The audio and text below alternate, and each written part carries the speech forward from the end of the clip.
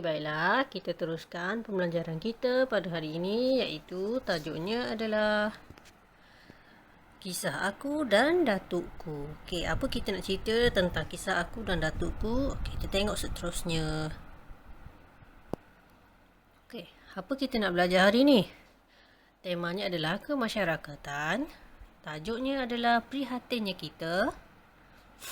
Kemahiran yang kita memberi tumpuan hari ini adalah kemahiran menulis, iaitu 3.2.1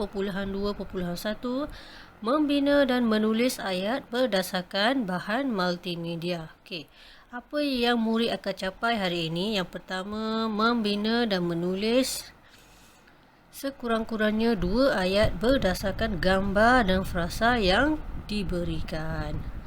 Okey. Sekarang perhatikan dulu video yang cikgu tunjukkan ni.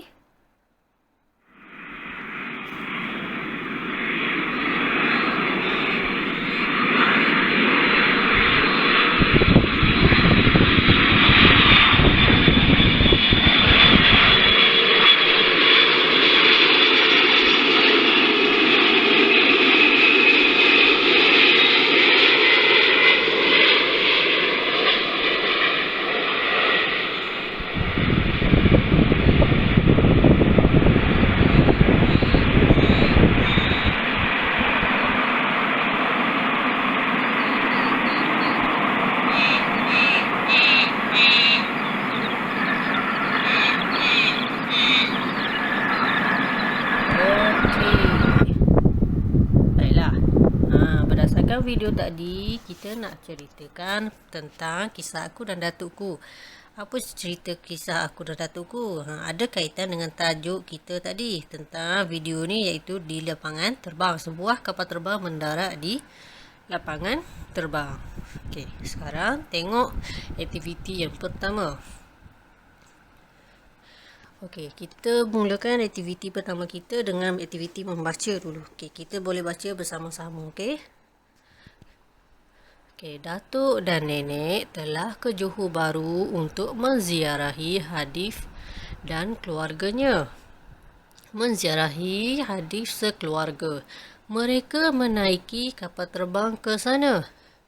Datuk gembira, nenek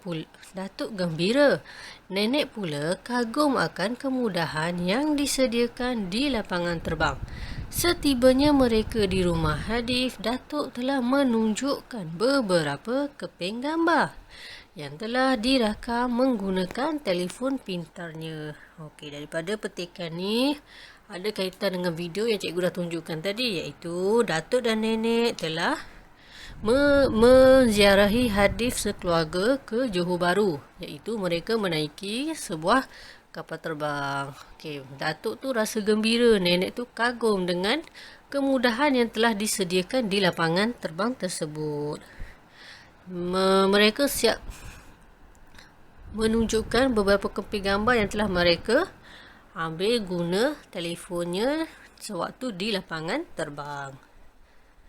Okey, kita teruskan pada aktiviti yang kedua, iaitu membina dan menulis ayat berdasarkan gambar dan frasa. Jadi sebelum tu cikgu akan kongsikan tips untuk membina ayat dengan mudah. Okey, tengok S, A dan K. Apa S, apa K dan apa A dan apa K. Okey, S kita rujuk kepada subjek. Subjek tu boleh terdiri daripada kata nama, iaitu siapa, manusia, haiwan, benda dan tempat. Itu subjek. Siapa, apa. Okey, kemudian aktiviti apa yang buat, apa subjek tu buat apa. Contohnya, biasanya aktiviti ni terdiri daripada kata kerja. Contohnya, berjalan, berlari, melompat, makan, minum, tidur. Apa yang kita buat. Jadi, subjek mesti ada perkara yang dia buat. Okey, kemudian keterangan. Keterangan ni merujuk kepada apa yang subjek tu buat. Keterangan kepada aktiviti yang subjek tu buat tadi. Contohnya,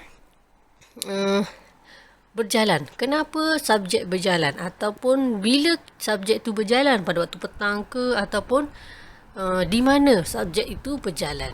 Itu adalah keterangan. Okey, di mana, bila, ataupun kenapa. Okey, contoh cikgu boleh bagi subjeknya adalah ayah dan ibu. Ataupun kamu boleh tukar kepada kereta, ataupun sekolah, ataupun kamu boleh tukar kepada haiwan sama ada kucing, ayam. Itu kita boleh panggil sebagai subjek. Kemudian apa yang subjek tu buat? Ayah dan ibu ni buat apa? Membersihkan halaman rumah. Okey, apa keterangan dia? Keterangan pada membersihkan halaman rumah itu adalah masa, iaitu pada waktu petang. Okey, sekarang kita tengok sama-sama gambar yang pertama. Okey, dalam gambar yang pertama ni, frasa yang dia bagi adalah petugas dan kerusi roda. Okey, dalam ni perhatikan anak panah yang cikgu dah tunjuk tu. Anak panah yang pertama dia tunjuk kepada subjek, dan anak panah yang kedua dia menunjukkan kepada apa yang subjek tu sedang buat. Jadi subjeknya adalah petugas itu. Okey, apa petugas tu buat? Dia menyorong kerusi roda nenek. So keterangan dia, keterangan kepada aktiviti yang petugas tu buat. Kenapa dia sorong kerusi roda nenek? Ataupun di mana? Ataupun masa. Kita boleh kaitkan di situ. Okey. Ataupun di sini cikgu kaitkan dengan tempat. Di lapangan terbang dengan berhati-hati. Okey.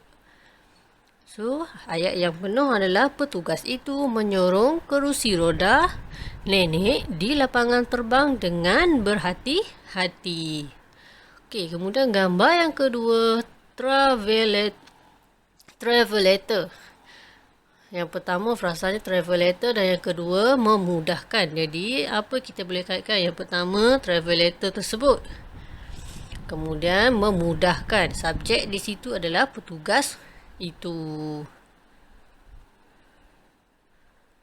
Petugas itu. Apa petugas itu buat? Dia menggunakan travelator. Apa keterangan yang kita boleh ceritakan dia menggunakan travelator tu?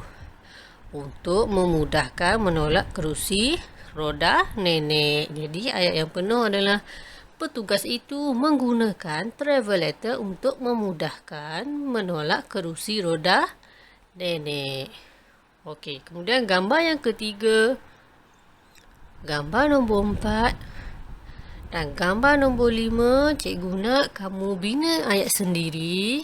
Tulis ayat sendiri berdasarkan gambar dan frasa yang telah diberikan dalam ini. Kamu boleh guna buku tulis kamu.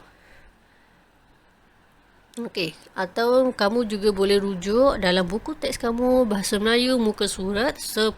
Dalam tu dah ada gambar dan frasa.